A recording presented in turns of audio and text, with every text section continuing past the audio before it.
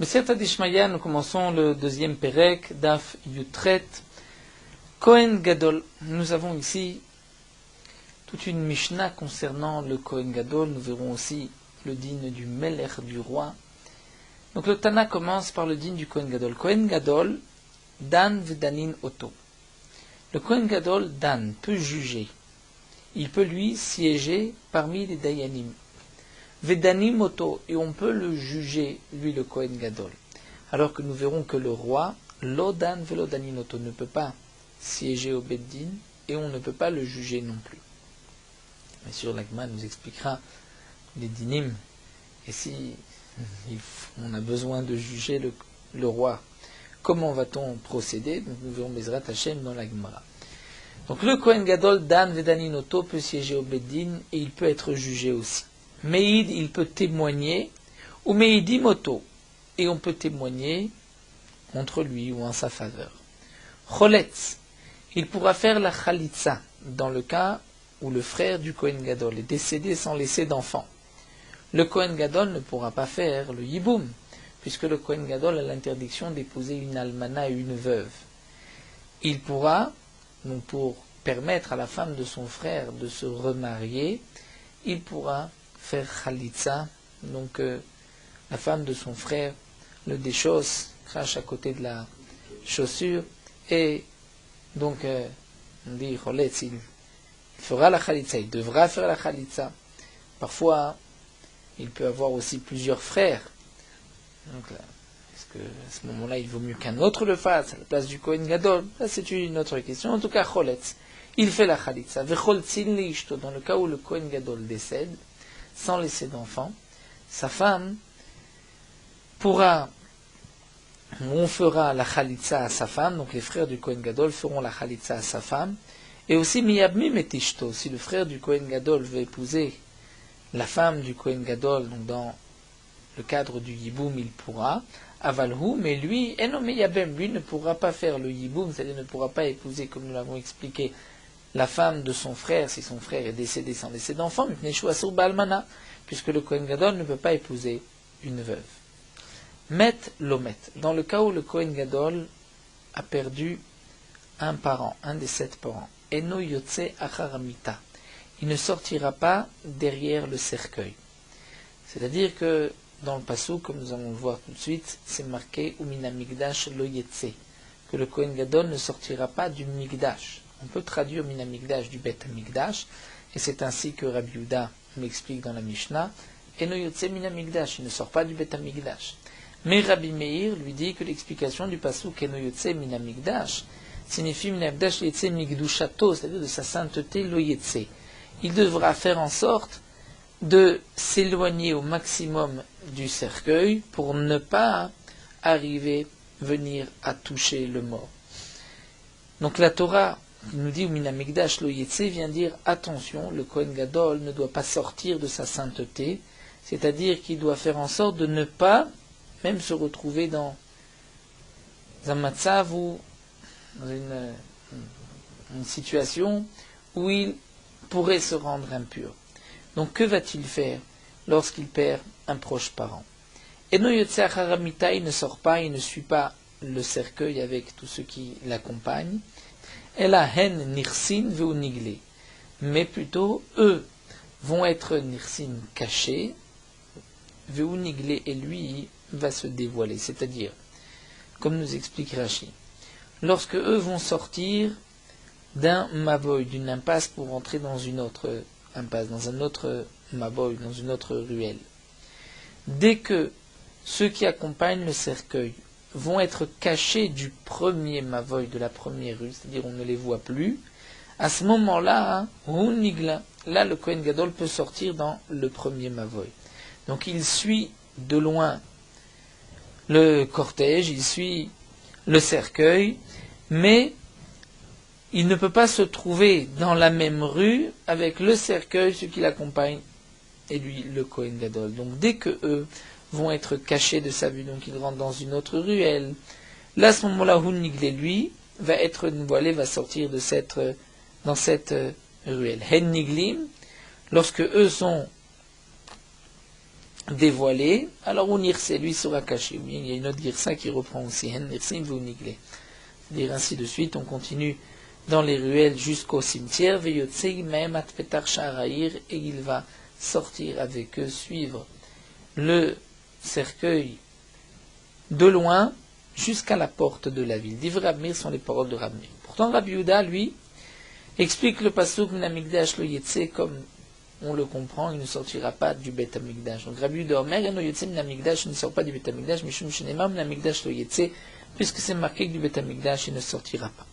Ou Kshéou Menachem Acherim, lorsque le Kohen Gadol vient consoler les autres, c'est-à-dire lorsque il va passer dans la Shura, dans la rangée. Rachid nous explique que lorsque on revenait après un enterrement, donc les gens avaient l'habitude de passer les uns après les autres devant les endeuillés et d'être menachem, de les consoler. Là aussi, lorsque le Kohen Gadol, lorsqu'il ne s'agit pas d'un de ses proches parents, d'un mort qui n'est pas le sien, et il vient consoler, bien sûr il ne rentrera pas au cimetière, mais dehors, loin du cimetière, lorsqu'on va faire cette shura, cette rangée, que le Kohen Gadol va aussi passer pour consoler les endeuillés, derer kolaam ovrim beze acharze. L'habitude du peuple, c'est de passer l'un derrière l'autre, pour le Kohen Gadol, vehamemune, mematseo beno le benaam. Le memune, c'est-à-dire le sgan des Kohanim, et le second du Kohen Gadol, va se mettre à la droite du Kohen Gadol, et le peuple est à sa gauche, et donc le memune mematseo beno le benaam. Le memune, en se mettant à la droite du Kohen Gadol, va faire en sorte que le Kohen Gadol se trouve au milieu du memune et du peuple. Et donc ainsi le Kohen Gadol va passer. Donc, lorsque le Kohen Gadol va recevoir les tanhumim, les consolations d'autres, des autres personnes, Kolam omrimlo, tout le peuple lui dira, Anu kaparatra, nous sommes ta kapara, c'est-à-dire que s'il doit arriver quoi que ce soit, que ce soit nous qui allons recevoir, qui nous mettons à ta place pour être ta kapara, ton pardon. Ve'omer lahem, et lui leur dira, tidbarchu min hashamayim, soyez bénis du ciel. Ou kshemevarim oto, lorsque on fera la soudat havara, c'est-à-dire que le havel, le premier repas après l'enterrement, doit venir de l'extérieur. Le havel, le premier repas, ne mange pas de chez lui. Donc kshemevarim oto, lorsqu'on lui amène le premier repas, Kol ha'mesubim al haaretz, tout le monde, tout le peuple est assis par terre, c'est-à-dire que eux montrent qu'ils sont tristes, participent à la douleur du Kohen Gadol, ve'u mesev ala safsal, et lui sera assis sur un banc, et pour montrer la chashivut, l'importance du Kohen Gadol. Donc derer kavod, par rapport à son honneur, il sera assis sur un safsal. La Mishnah poursuit avec le digne du roi, et ensuite nous reviendrons au début de la Gemara avec le Kohen Gadol. Hamelech, le roi, dit la Mishnah, lodan velodanimoto. Lui ne pourra pas juger, ne va pas siéger au tribunal, et on ne le jugera pas non plus. Lomeid velomeidimoto. Il ne témoigne pas, et on ne pourra pas témoigner contre lui. Locholetz velochotzim nishto. Lui ne fera pas la chalitza à sa belle-sœur, et on ne fera pas non plus la chalitza à sa femme. Lomeyabem velomeyabem nishto. Le roi ne fera pas le yiboum, il n'épousera pas la femme de son frère, et on ne fera pas le yiboum à sa femme, dire le frère du Meler du roi ne fera pas yiboum à la femme du roi. Rabbi Yehuda Omer Rabbi Yehuda dit, si malgré tout le roi veut faire chalitza ou yiboum à la femme de son frère, Zachor letov, son souvenir sera letov pour le bien. Il sera mentionné pour le bien, c'est-à-dire c'est une bonne conduite. Amroulo, les Chachamim nous ont dit non, en shomim lo, on n'accepte pas, on ne l'écoute pas. Nous verrons dans la Gemara pour quelle raison. Ven osim almanato, on n'épouse pas la veuve du roi. Si le roi décède, sa veuve ne peut pas se remarier. Rabbi Yehuda Omer nosé amelech almanato shel melech. Rabbi Yehuda dit que le roi peut épouser la veuve d'un autre roi. Sheken matzinu bedavid shenasan almanato shel Shaoul, comme on voit que David Amelech a épousé la veuve de Shaoul chez Nehéma, comme c'est marqué dans le pasuk. Moshe lui a dit, Ve'etena lecha et bet adonecha, ve'tneshe adonecha bechekecha. Je te donnerai la maison de ton maître, c'est-à-dire de Shaoul, et les femmes de ton maître bechekecha, dans ton sein, dans toi. Donc de là, on apprend que David Ameller pu épouser la femme de Shaoul. Donc le roi peut épouser la veuve d'un autre roi. Reprenons le digne du Kohen Gadol. Nous allons d'abord expliquer tout ce que nous avons vu à propos du Kohen Gadol, et ensuite nous reprendrons les dîmes du roi. Kohen Gadol Dan Pshita. Le Kohen Gadol peut juger, c'est évident. L'Agma répond Daninoto Itzrechele. Le chidouche, c'est de dire qu'on pourra aussi le juger. L'Agma Aname Pshita. Là aussi, c'est évident que le Kohen Gadol, on peut le juger. Pourquoi on ne pourrait pas le juger? Ilo Dainin Anle Iuechidayin. Si lui ne peut pas être jugé, il ne peut pas non plus juger, puisque c'est marqué l'agma ve'aktiv itkoshesu ve'koshu, c'est-à-dire itkoshesu ve'koshu, ve'amar Resh Lakish a dit keshot atzmecha ve'keshot achirim, c'est-à-dire arrange-toi avant d'arranger les autres. Si le Kohen Gadol, comme nous le voyons ici, Dan juge, c'est qu'il peut être jugé. Si lui ne peut pas être jugé, c'est-à-dire il peut faire ce qu'il veut, il ne pourra pas, évidemment, à son tour juger. Donc si c'est marqué que le Kohen Gadol peut juger, certainement qu'il peut être aussi jugé. Alors la Gemara répond, pourquoi le Tana précise, il peut juger et être jugé, et la Haïde des Kabaïl mitne melech lodan v'lodanimoto, Taname Kohen Gadol dan v'danim, puisque nous voulons dire par la suite que le roi ne peut pas juger, ne peut pas être jugé, c'est pour cela qu'on a dit que le Kohen Gadol, lui, peut juger et peut être jugé. Veiba et Tema, ou une autre explication, Hakamash Mlan le Chidouche, c'est par rapport à cette braïta qu'elle est Tania. Kohen Gadol Sharag et Tanefesh Bemezid Ne'erak. Un Kohen Gadol qui a tué volontairement sera tué. Il va être condamné au Bedin et il va être tué. Beshogeg, si il a tué sans faire exprès, Golé, il partira en ville de refuge. Ve'over al-Aseh ve'al-Lota-Aseh. Et le Kohen Gadol, au premier abord on traduit Ve'over, il transgresse soit un commandement positif ou soit un commandement négatif. C'est là qu'Agma posera la question quand le Kohen Gadol transgresse un commandement positif, un commandement négatif, nous allons expliquer. Varu ke'ediot l'école de Varav, il est considéré comme un homme simple pour tout ce qui le concerne. Nous allons reprendre et expliquer cette braïta, ensuite nous reviendrons à Kohen Gadol Dan Vedaninoto. Donc la Gemara reprend et nous dit Bemezid Ne'erak. Tu dis que si le Kohen Gadol a tué volontairement, il va être tué, donc condamné au Bedin et tué. Pshita, c'est évident. La Gemara répond il y a un chidouche pour la suite. Peshogeg, on a voulu dire que si c'est sans faire exprès, Golé, il partira en ville de refuge. Là, il y a un chidouche itzrechele. La Gemara demande Haname Pshita, là aussi c'est évident. La Gemara dit non, ce n'est pas évident. Itzterir. Sal kadata chamina, j'aurais pu penser. Puisque nous savons que lorsqu'un homme a tué sans faire exprès, il devra se rendre dans une ville de refuge et il attendra la mort du Kohen Gadol. Donc lorsque le Kohen Gadol lui-même a tué, il ne peut pas attendre la mort du Kohen Gadol. Donc il n'a pas lui de sortie avec la mort du Kohen Gadol. Donc j'aurais pu croire, qui est-ce qui va partir en ville de refuge? Celui qui a la possibilité de sortir avec la mort du Kohen Gadol, mais celui qui de toutes les manières ne peut pas sortir avec la mort du Kohen Gadol, peut-être que lui ne partira pas en ville de refuge. Donc peut-être que le Kohen Gadol ne part pas en ville de refuge, Kamash Malan, qu'il va partir en ville de refuge. Ça c'est le chidouche. Et donc puisqu'on a voulu nous dire que sans faire exprès il part en ville de refuge, on nous a dit aussi que volontairement il sera tué. Dans les mots, Sal Katarmina, j'aurais pu croire, oui, victime, puisque c'est marqué via Shabbat, Motakohen Agadol, que lorsqu'un homme a tué sans faire exprès, il va se rendre dans une ville de refuge, il sera là-bas jusqu'à la mort du Kohen Gadol. Donc, Emma, j'aurais pu dire, Kol, Deitle Takanta Bechazara Ligle, tout celui qui a la possibilité, une takana de sortir à la mort du Kohen Gadol, lui partira en ville de refuge. Medlet le Takanta Bechazara Lo Ligle. Et celui qui ne peut pas, ne partira pas en ville de refuge. Dites-nan, comme nous avons enseigné, Orek Kohen Gadol, si un homme a tué sans faire exprès un Kohen Gadol, au Kohen Gadol, Sharag et Nefesh, ou un Kohen Gadol qui a tué sans faire exprès, Eno Yotse Misham Leolam.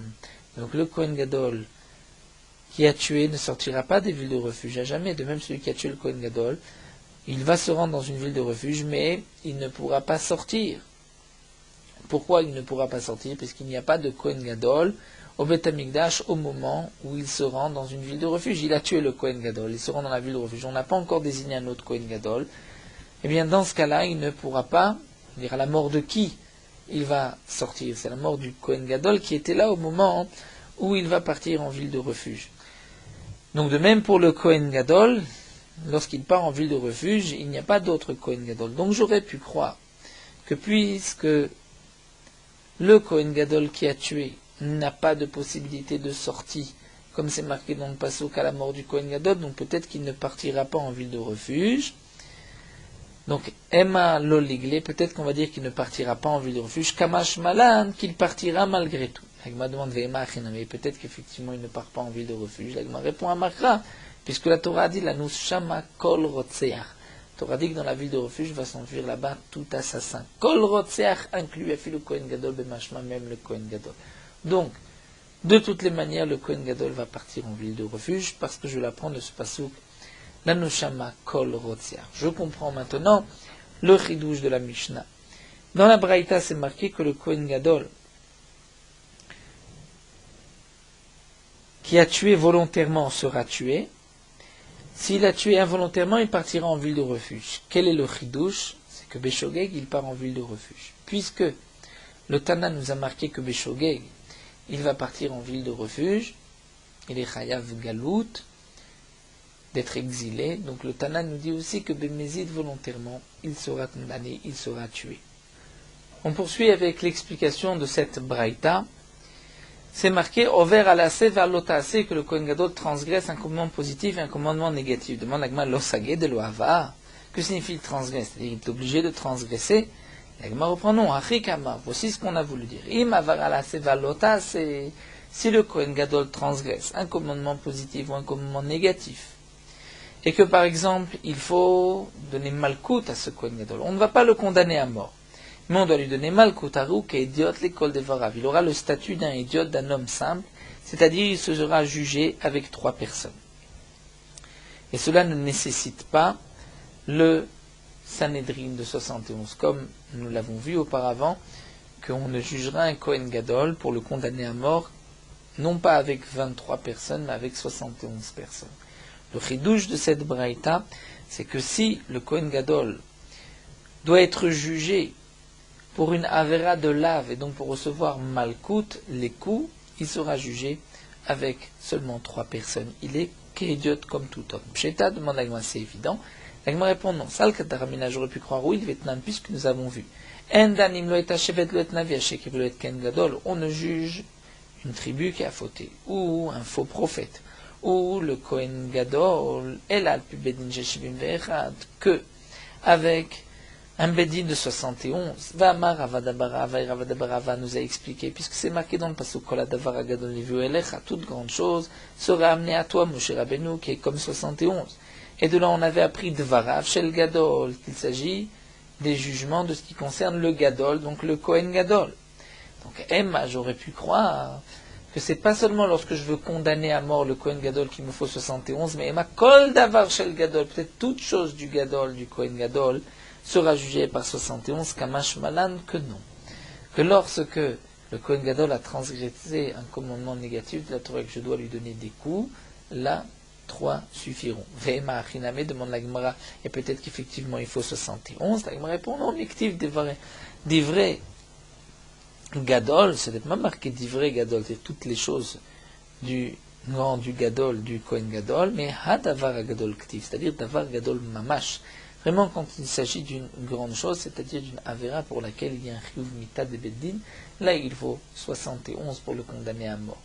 Mais lorsque c'est un jugement, ne serait-ce que malkout, 3 personnes sont suffisants.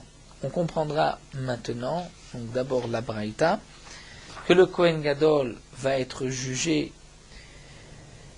lorsqu'il a tué pour le condamner à mort. Lorsqu'il a tué sans faire exprès, il partira en ville de refuge. Nous avons vu que lorsqu'il a transgressé un lave de la Torah et qu'il doit être frappé, 3 dayanim sont suffisants. On revient maintenant au Veiba et Tema, la réponse de la Gemara. On avait posé la question, mais quel est le chidouche lorsqu'on dit que le Kohen Gadol peut être jugé? Et la Gemara donc nous explique, c'est là le chidouche. Le Kohen Gadol peut être jugé, c'est-à-dire, par exemple, il pourra être envoyé en ville de refuge, où il pourrait être jugé, c'est-à-dire que 3 personnes sont suffisantes pour le condamner à recevoir Malkout. Reprenons maintenant le deuxième din de la Mishnah. Me'id ou Me'idi moto. Le Kohen Gadol peut témoigner, on peut témoigner en sa faveur. Me'id, demande la Gemara, est-ce que le Kohen Gadol peut témoigner? Vatania, pourtant nous avons une braïta qui nous dit vite, alamta. À propos du din de Hashavat Aveda. La Torah dit, tu n'as pas le droit de voir le taureau, l'agneau de ton frère perdu et de fermer les yeux, tu dois le ramener à ton frère. Mais puisque c'est marqué dans la Torah, Veit alamta, on apprend pas seulement ne vois pas le shor et ferme les yeux, mais aussi on apprend Veit alamta, parfois tu dois fermer les yeux. Pe'amim shatam italem, parfois tu vois un objet, tu vois une bête appartenant à ton prochain, tu fermes les yeux et tu ne t'en occupes pas. Pe'amim shatam italem, parfois tu fermes les yeux, parfois tu ne fermes pas les yeux. Donc, parfois tu ignores, parfois tu n'ignores pas. Haketsat, comment cela? Kohen ve'ubvet hakvarot. Un Kohen passe à côté d'un cimetière et il voit la bête de son prochain de Reuven dans le cimetière. Il a la mitzvah de Hashavat Aveda, mais il est Kohen, il ne peut pas rentrer dans un bet hakvarot. Veita lamta, il ignore, il continue. Zaken veno lefichvodo, un vieillard, personne âgée, veno lefichvodo, ce n'est pas son kavod d'aller ramasser et de ramener cet objet à son propriétaire. Vitalamta, il ferme les yeux, il continue. Oshaita melacha shelo meruba mishel chaveru, bien c'est un homme qui, par exemple, dit Rashi fait des trous dans les perles, donc qui est un travail qui rapporte beaucoup, et s'il s'arrête de son travail pour ramener l'objet, il risque de perdre plus que la valeur de l'objet. Dans ce cas-là, la Torah dit, les karnemar vitalamta, tu fermes les yeux. Donc, la question de la Gemara est la suivante. Comment le Kohen Gadol peut aller témoigner? Ce n'est pas son kavod au Kohen Gadol. Au contraire, c'est déshonorer le Kohen Gadol que de se rendre dans un Bédine pour témoigner. Le Kohen Gadol va se présenter au Bédine, témoigner en faveur d'une personne. Ce n'est pas le kavod du Kohen Gadol. Normalement, le Kohen Gadol ne devrait pas aller témoigner. Amar Rav Yosef vient répondre, mais id la melech. Dans quel cas le Kohen Gadol va témoigner? C'est lorsqu'il témoigne en faveur du roi. Donc pour le roi, il peut se déplacer. C'est l'honneur du Kohen Gadol de témoigner pour le roi. Ve'atnan, mais pourtant demande la Gemara lodan velodanimoto, nous avons vu que le roi ne peut ni juger ni être jugé, l'omeid velomeidimoto. Le roi ne témoigne pas et on ne témoigne pas en sa faveur ou contre lui. Donc, la question revient, on ne peut pas témoigner pour un jugement ou en faveur, contre ou pour le roi. Donc, dans quel cas le Kohen Gadol peut aller témoigner? Alors la Gemara reprend, et la Marabzira Meid le Ben Melech. Il vient témoigner pour le fils du roi. Demande la Gemara Ben Melech Ediotou. Le fils du roi a le statut d'un homme simple.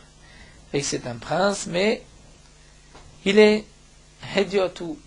Ce n'est pas le kavod non plus du Kohen Gadol de se rendre témoigner en sa faveur. Et là, la Gemara reprend et dit, on parle toujours du fils du roi. Seulement Meid, Bifne Amelech, lorsque le roi est présent. Là, dans ce cas-là, c'est un kavod pour le Kohen Gadol d'aller témoigner en faveur du fils du roi. Ve'ain moshivim meler besanedrin, c'est la Gemara, mais pourtant on ne fait pas asseoir un roi dans le Sanhedrin. Nous verrons par la suite pourquoi. La Gemara répond, Mishum mikara de Kohen Gadol, étant donné que il y a là l'honneur du Kohen Gadol qui peut témoigner en faveur du fils du roi.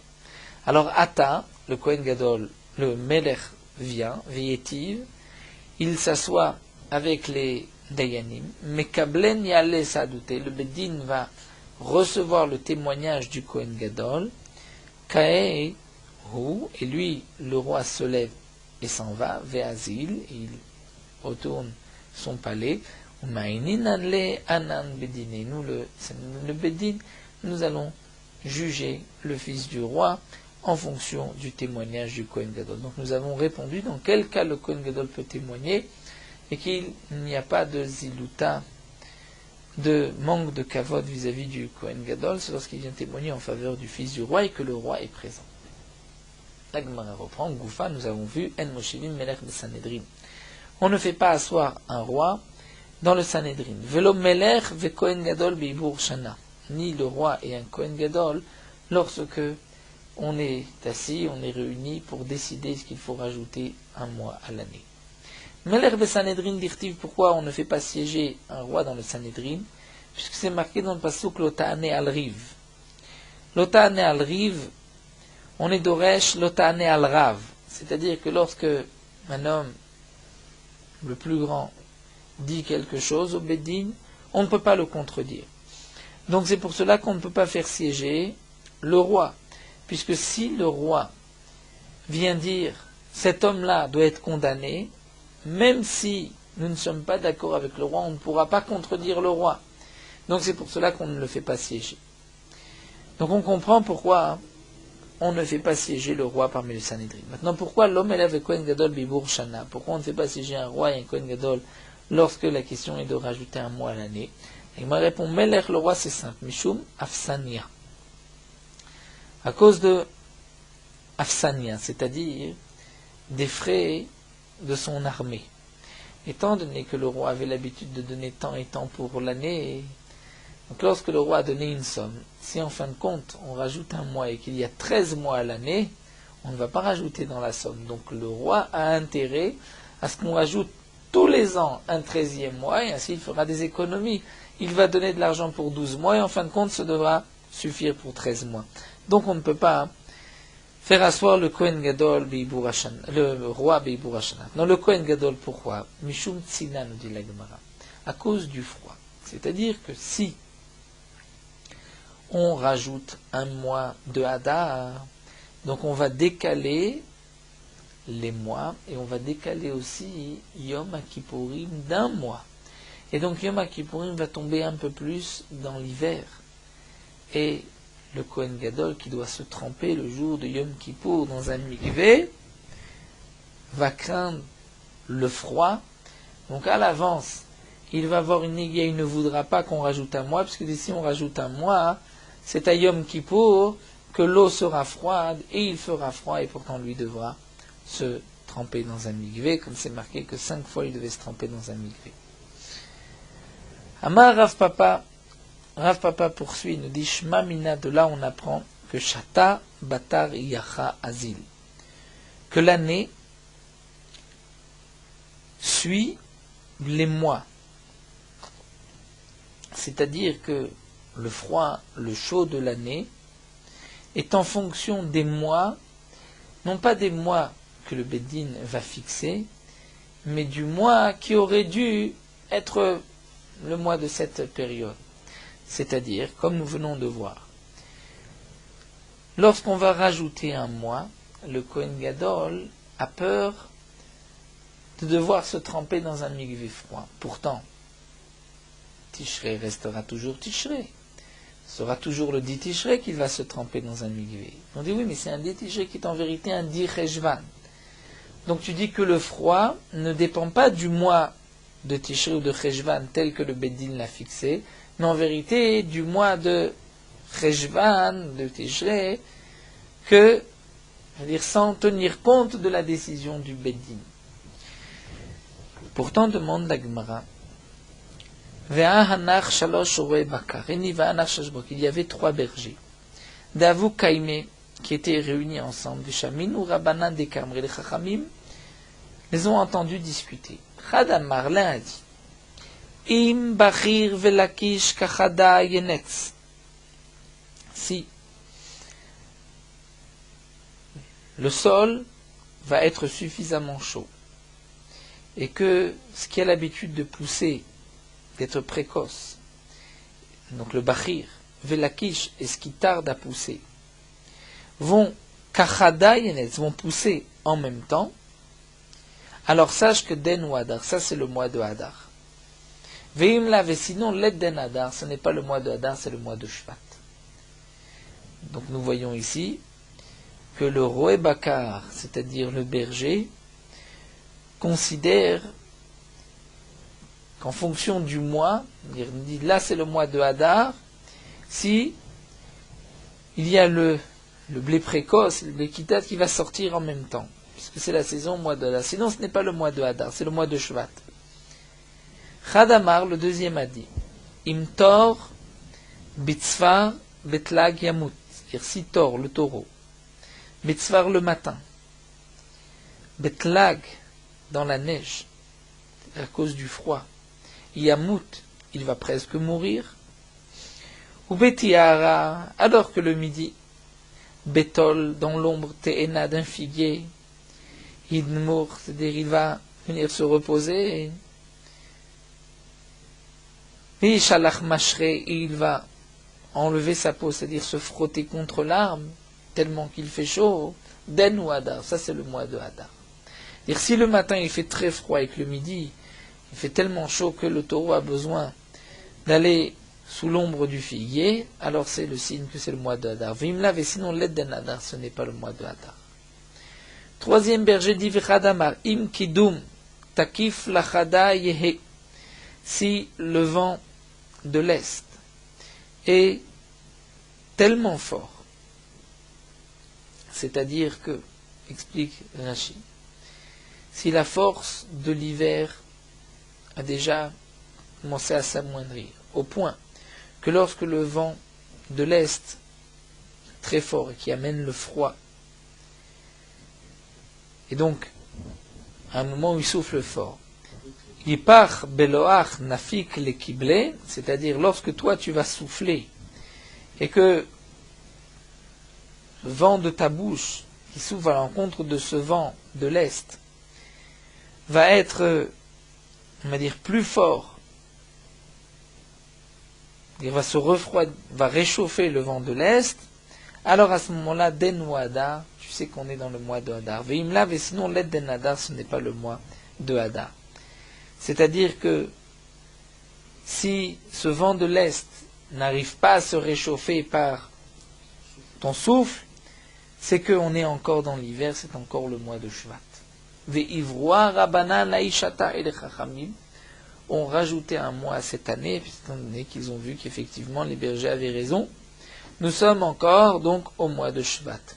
Donc Rav Papa nous rapporte ici, la Gemara rapporte contre Rav Papa, que nous voyons de ces trois rois et Baka, qu'en fin de compte les Chachamim ont décalé les mois de l'année parce qu'ils ont vu que le mois de Hadar n'était pas le vrai mois de Hadar, c'était un mois de Shvat. Parce que le mois de Hadar doit être le mois où on retrouve ces trois choses que rapportent ici les bergers. Donc lorsque les Chachamim ont rajouté un mois, ils ont fixé, ça c'est le mois de Hadar. Donc en fin de compte, le froid et le chaud dépendent des mois que le Beddin va décider. C'est une question sur ce que nous a dit Rav Papa. La Gemara répond, mais non, Fetisbera. Tu penses que Rabbanan Havata Samo, que les Chachamim se sont appuyés sur la vie des bergers. En vérité, Rabbanan Achoshmenayu Samo. Les Chachamim ont fait leurs calculs et ils ont décidé qu'il fallait rajouter un mois seulement. Roé Bakar, Istayou et Istayem Iltayou. Les Roé Bakar ont aidé. Ils étaient là, il y a eu même Mazal que, en fin de compte, le Hibour dépendait aussi de ce qu'ils avaient dit. C'est vrai que il y avait un décalage, ce n'était pas le mois de Hadar, c'était le mois de Shvat, mais les Chachamim n'ont pas rajouté un mois pour cela. Ils ont rajouté un mois parce qu'ils avaient fait leur calcul. Nous allons nous arrêter ici, on reprendra les dynimes du Kohen Gadol. Nous poursuivons Merot Halacha Daf Yutret. Après avoir dit Ashrin Bebetecha, on dira le Lamnatser, Mizmor de David, Yancha Hashem. Ce Mizmor Yancha, David Amelech l'a dit après les 18 Mizmoré Teilim. C'est pour cela que nous le disons après les 18 bénédictions du Shmoné Esrei. Une autre raison rapportée dans les Poskim, que l'Agma nous dit Yancha Hashem Biyom Sarah et Sagev Hashem Elokei Yaakov. Pourquoi ce n'est pas marqué le Dieu d'Avraham, Yitzhak, le Dieu de Yaakov? De là on apprend que les Baal HaKorah Shikanes Be'ove HaKorah, c'est-à-dire que Yaakov, qui a eu la difficulté de faire grandir ses enfants, Tzadulbanim, des 12 Shvatim, de leur Parnassa, il a eu les Tzarot de Esav, de Lavan, et Kadosh Baruch Hu l'a sauvé. C'est lui qui va pouvoir prier pour nous, à Kadosh Baruch Hu, pour nous sauver de toutes nos difficultés. Comme c'est marqué, c'est pour Yaakov, Lael Aoneoti Biyom Sarati. Donc on dira le Mizmor Yancha Hashem Biyom Sarah. Donc on émasquire le srout de Yaakov. Donc Hashem qui a répondu à Yaakov dans sa difficulté, qui nous répond aussi à nous dans nos difficultés. Dans le Midrash, c'est rapporté que Akadosh Baruch Hu a dit, lorsqu'il arrive un malheur au peuple d'Israël et qu'il me demande, je leur réponds et je suis aussi avec eux dans la difficulté, dans le malheur. Et on dit le pasuk et les barechev et les basousi, mais nous proclamons le nom d'Akadosh Baruch Hu. C'est-à-dire que l'umot haolam ont une parnassa, une teva, par la nature du monde, mais nous, notre parnassa vient que d'Akadosh Baruch Hu. Une teva, depuis que le Beth Amikdash a été détruit, nous sommes suspendus, comme c'est rapporté dans le Chashulchan, même dans l'air. Les poskim nous disent aussi que le Mizmor Ya'ancha nous parle aussi du Mashiach, de Milchemet Gog ou Magog, donc nous le disons, proche de la Kedusha, où on va commencer par Uva Letzion Goel, où on parlera de la Géoula.